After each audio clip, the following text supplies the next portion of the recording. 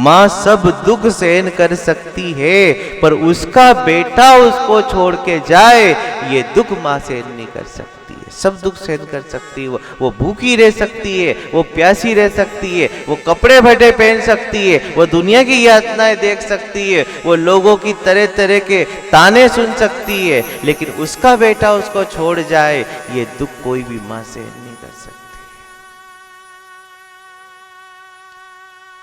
सबसे बड़ा सुख होता है बुढ़ापे में बेटा साथ रहे, ये सबसे बड़ा सुख, और बुढ़ापे में बेटा छोड़ दे ये सबसे बड़ा दुख।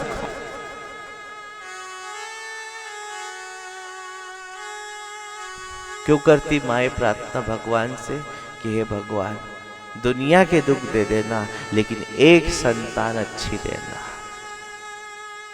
ताकि जब बुढ़ापा आ जाए तो वो संभाल ले। एक संतान मांगती है बस वो, मंदिर जाती है, भगवान से प्रार्थना करती है, लाखों मुसीबत उठाती है। तो यशोदा मैया कह रही कृष्ण सब दुख सहन कर सकती हूँ, लेकिन तू छोड़ के जाए बस ये दुख मैं सहन नहीं कर सकती। तू सब कर जे पर छोड़ के मत जाजे, थारी सगी मानी हूं मैं, छोड़ के मत जाजे। तू चल जाएगा तो मैं कैसे जीऊंगी। माँ के प्राण बेटे में होते हैं, माँ की खुशी बेटे में होती है, माँ के सपने बेटे में होते हैं, सारी जिंदगी बेटे की तैयारी करती है वो।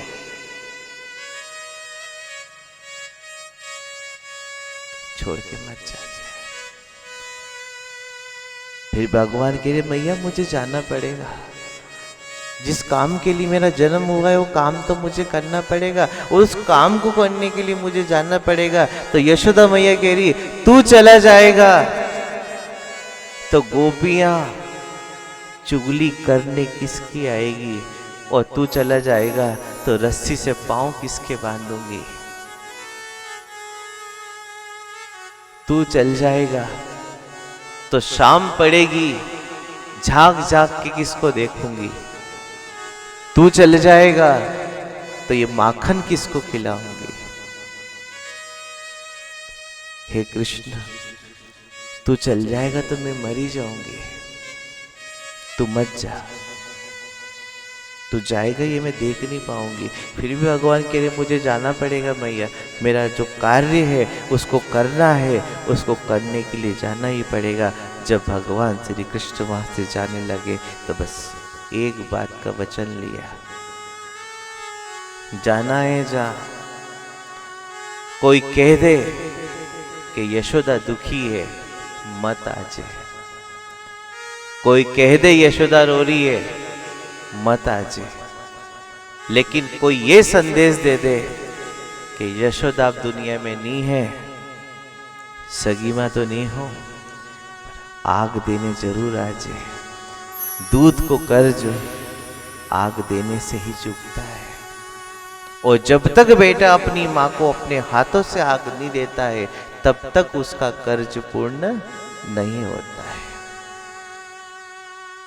एक माँ जो पेट में रखती है, 9 महीने यातना सहन करती है, दूध पिलाती है, पालती है, अपना सब कुछ देती है, सारी जिंदगी बेटे के लिए प्रार्थना करती है। मंदिर भी जाती है तो क्या प्रार्थना करती है, भगवान मुझे दुख दे देना लेकिन मेरे बच्चों को दुख मत देना।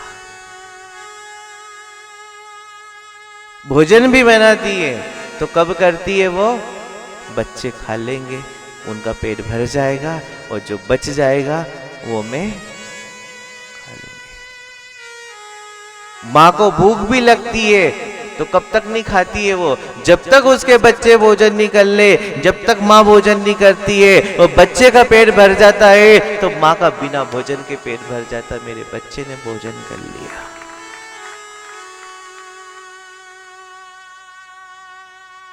दुख सहती है, मजदूरी करती है, फटे कपड़े पहनती है, रात दिन तैयारी करती है, मेरा बेटा बड़ा हो, मेरा बेटा पढ़े, मेरा बेटा लिखे, मेरा बेटा आगे जाए, मेरा बेटा नाम करे, मेरे बेटे का विवाह हो, मेरे घर में बहू आए। ये माँ सपने देखती है, बहू आएगी तो बुढ़ापे में सुख देगी, बहू आएगी तो बुढ़ापे में आराम देगी। लेकिन आजकल की बहू आती है तो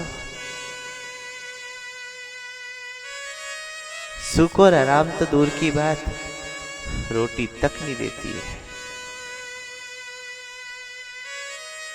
बताओ ना, उस माँ ने आपको क्या नहीं दिया? जन्म दिया, खून से सींचा, छाती से लगा के पाला, ठंड नहीं लगने दी, साड़ी के पल्लू में छुपा के रखती, भूख नहीं लगती जबरदस्ती खिलाती, बेटा खा ले, बेटा थोड़ा सा खा ले, तू खा लेगा तो मैं खा लूंगी, तू नहीं खाएगा तो मैं भी नहीं खा पाऊंगी। क्या नहीं किया उसने आपके लिए? गिर जाते थे और थोड़ी सी ही लग जाए अगर बेटे को, माँ की अंतरात्मा रो देती, भगवान मुझे तकलीफ दे देना लेकिन मेरे बच्चों को मत देना। बताओ, जितना प्रेम आपको आपकी माँ ने दिया, इतना प्रेम आपको कोई दे सकता है दुनिया में? बचपन में माँ अच्छी लगती है, लेकिन ये माँ बुढ़ापे में अच्छी क्यों नहीं लगती है? क्यों नहीं लगती है? कौन सा गुनाह करती है माँ जो बुढ़ापे में बच्चे उसको छोड़ देते हैं? कई घरों में बेटे और बहू अलग रहते हैं और बूढ़े माँ बाप बेचारे अलग रहते हैं। बेटा जब भोजन करता है वो भूल जाता है कि मेरी माँ ने किया भी होगा कि नहीं किया होगा, लेकिन माँ जब भी रोटी खाने बैठती है बस बार बार ये सोचती है बेटे ने खाई कि नहीं खाई, कहीं वो भूखा तो नहीं होगा, कहीं वो दूर है, भोजन किया भी होगा कि नहीं किया होगा। रोटी नहीं खाती हो, रोटी सामने होती है लेकिन आंखों से आंसू गिरते रहते हैं। इतना प्रेम देने वाली, तुम्हें जन्म देने वाली, तुम्हारा जीवन बनाने के चक्कर में जिसने अपना सारा जीवन बर्बाद कर दिया, आज वो माँ इतनी बुरी क्यों लगती है आपको? क्या गलती है? भगवान से सुख नहीं मांगा, बेटा मांगा, क्या ये गलती थी उसकी?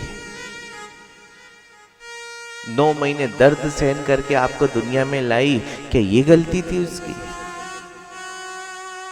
सारी जिंदगी आपकी तैयारी में लगा दी, क्या ये गलती थी उसकी?